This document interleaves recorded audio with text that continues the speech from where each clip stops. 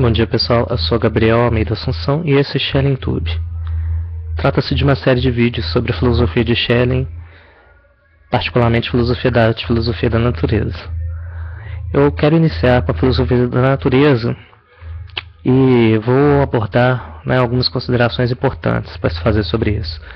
Uma é uma consideração que o próprio Schelling deixa explícito, por exemplo, na filosofia da arte, no livro Filosofia da Arte, que por filosofia da natureza ele não quer dizer uma parte destacada da filosofia, uma parte separada, uma parte isolada da filosofia, um compartimento. Mas ele quer dizer a filosofia é uma só, e ela, ao se voltar para a natureza, ela é filosofia da natureza. Ou seja, ao se voltar para a arte, ela é filosofia da arte também. Ao se voltar para os campos principais do saber humano, história, natureza e arte, ela se torna filosofia desses campos, mas ela não deixa de ser a filosofia. Uma outra consideração importante é que Schelling escreveu sobre filosofia transcendental, sobre filosofia da natureza, sobre filosofia da arte, escreveu sobre muitos temas. Depois escreveu sobre mitologia. Aliás, escreveu sobre mitologia em vários períodos de sua obra, de modo que não seria correto dizer, então, que Schelling e sua filosofia trata de uma sucessão de vários caminhos errantes ou descaminhos, e que com isso ele simplesmente foi seguindo uma série de bloquinhos de saber e mudando de ideia o tempo todo. Longe disso, Schelling tinha em mente algumas intuições principais e foi direcionando a alguns interesses diferentes ao longo de sua obra, mas com uma certa consistência, que ainda que é difícil de reconstruir, por se tratar de um autor que produziu muito e que escreve de forma densa, é possível de se pensar, por exemplo, é um filósofo que pensou a liberdade, a autodeterminação em várias esferas do agir humano, a produtividade em várias esferas do agir humano e não humano também, por exemplo, a natureza, etc. A natureza excluindo aí o ser humano, claro.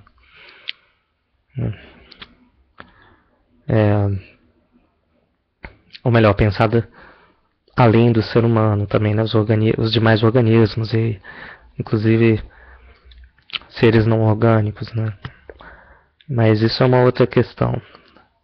Agora, o que é importante pensar, portanto, é que Schelling pensou a filosofia da natureza, mas enquanto isso ele também escrevia sobre filosofia transcendental. Ele escreveu sobre filosofia da arte, mas ele ainda publicava sobre filosofia da natureza. Então não se trata de uma mudança brusca de um período para outro. Ou que cada hora um campo teve a primazia. Pessoalmente eu vejo que a filosofia da natureza ela teve a primazia durante um bom tempo. Eu não acho que ele conferiu um lugar principal à arte em termos de publicações, pelo menos não.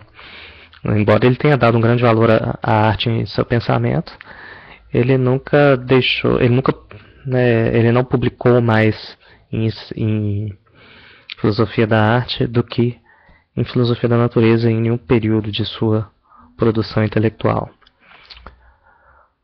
E em outros momentos posteriores de sua obra, a coisa tomou outros rumos, se dedicou mais à questão da história, dos mitos, os mitos que ele já estudava no início de sua trajetória filosófica.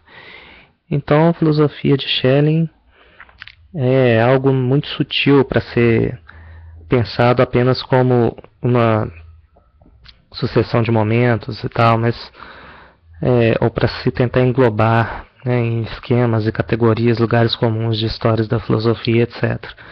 Aliás, os filósofos em geral, muitos filósofos não deviam ser enquadrados nesses esquemas. Acho que a filosofia é muito mais sutil do que esses esquemas dão conta. E no caso de Schelling, a filosofia da natureza foi um grande interesse seu desde novo, pois desde o seminário de Tübingen ele já estudava matemática, magnetismo, entre outros campos de estudo das ciências naturais e do que hoje a gente chamaria exatas, Ele já estudava isso no seminário. E também nos anos de Tübingen, Schelling estudou o Timeu platônico. Existe um escrito póstumo de Schelling que se chama Timeu e é um estudo principalmente do Filebo, mas também do Timeu platônico, à luz de alguns comentadores, alguns dos quais muito famosos, por exemplo, Marcílio Fitino, que, se não me engano, é um pensador muito importante na história do platonismo em geral. Acho que ele seja, acredito que ele seja do Renascimento. E depois Schelling foi estudar em Leipzig a filosofia natural, né? Fez vários cursos, e também em Iena. Sua obra Ideias para uma Filosofia da Natureza, cuja primeira edição é de 1797 e depois teve uma segunda edição em 1803, mas a primeira edição, a de 1797, chamou muita atenção de Goethe e de outros, como Schiller, por exemplo, e rendeu um emprego a Schelling na faculdade de Iena. Então, em 1798, Schelling foi para Iena. Ele deu vários cursos, alguns dos quais sobre filosofia da natureza. E também assistiu cursos de filosofia natural, de ciência natural, e teve muito acesso a bibliotecas boas em Iena. Então, foi um período muito fecundo para seus estudos. Schelling se dedicou intensamente ao estudo das ciências naturais. Então, ele leu vários clássicos, Lavoisier, aliás, leu vários filósofos importantes, praticamente contemporâneos, né? Lavoisier, leu Benjamin Franklin, por exemplo, ele leu Eschenmayer, que foi um pensador importante na época, e já tinha uma leitura de Kant, né? Inclusive da física de Kant, né? Tal como exposta nos Princípios Metafísicos da Ciência Natural, uma obra kantiana de 1786, se não me engano.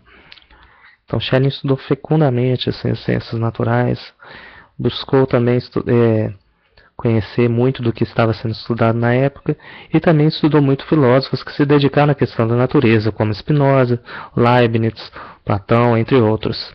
Então, essa filosofia da natureza tem uma inspiração fortemente platônica, leibniziana em alguns pontos kantiana. Embora ele vai recusar uma série de ideias de Kant, ele vai adotar outras, tal como a concepção kantiana de matéria, como um equilíbrio de forças contrapostas, etc.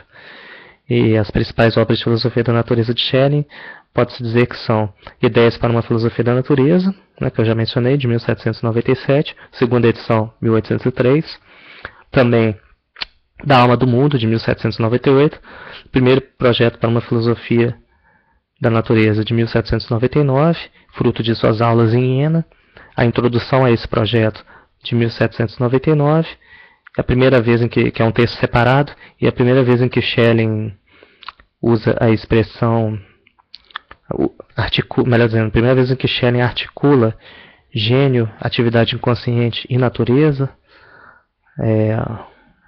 que ele vai fazer isso menos de um ano depois, né, em 1800, no Sistema do Idealismo Transcendental, outra obra em que há uma exposição sobre filosofia da natureza, embora bem curta. E também outros textos posteriores, por exemplo, Bruno, de 1802, e o Dedução do Processo Dinâmico, de 1801, se não me engano, entre outros textos. Enfim, há todo um vasto leque de textos de filosofia da natureza. E a gente poderia dizer que foi uma produção em filosofia da natureza, foi de 1797 até mais ou menos 1806, e depois, no final da obra de Schelling, ele retoma na sua História da Filosofia e reavalia algumas ideias de sua filosofia da natureza. Muito obrigado, até a próxima. Isso é Schelling Tube.